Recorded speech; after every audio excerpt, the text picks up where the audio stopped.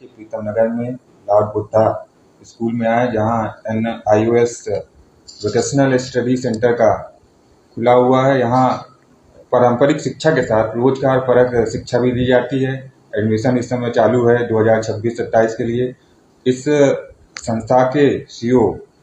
SP Maurya ji हैं, जो बताएंगे कि क्या सोच रही है इस संस्था को खोलने के विषय में आपकी। देखिए, हमारे यहाँ पर जो अभी तक ट्रेडिशनल एजुकेशन सिस्टम चल रहा है, उस सिस्टम में क्या है कि हम स्टूडेंट्स को पढ़ा भी रहे हैं, लेकिन स्टूडेंट्स में एम्प्लॉयमेंट या रोजगार के साधन उपलब्ध कराने में अभी तक हम समर्थ नहीं रहे जितना होना चाहिए था। इसी कारण हम देख रहे हैं कि दिन ब दिन बेरोजगारों की फौज बढ़ती जा रही है। स्टूडेंट्स हैं जो 12th पास आउट करके, ग्रेजुएशन करके मार्केट में आता है, लेकिन उनके पास काम करने के लिए कुछ नहीं है। वो बेरोजगार की कैटेगरी में अपने आप को मान रहा है और लगातार कॉम्पिटिशन की तैयारी भी कर रहा है, लेकिन वो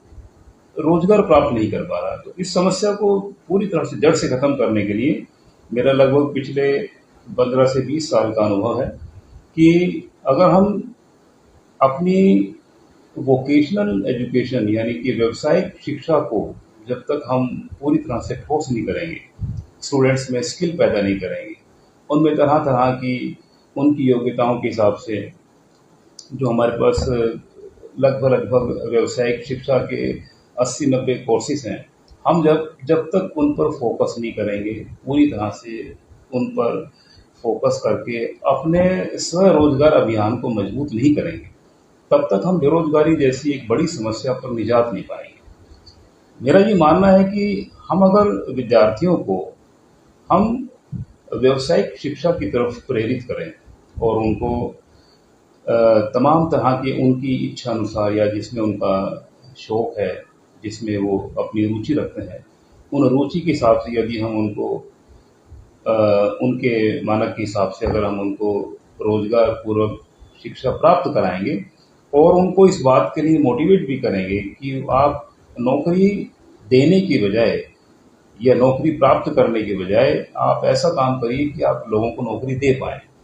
ये हमारा केंद्र सरकार का, भारत सरकार की तमाम योजनाएं भी चल रही हैं कि जब तक हम जॉब सीकर्स बने रहेंगे,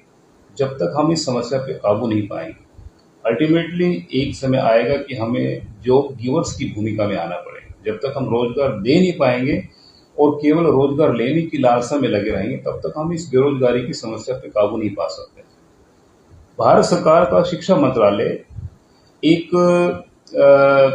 national institute of open schooling के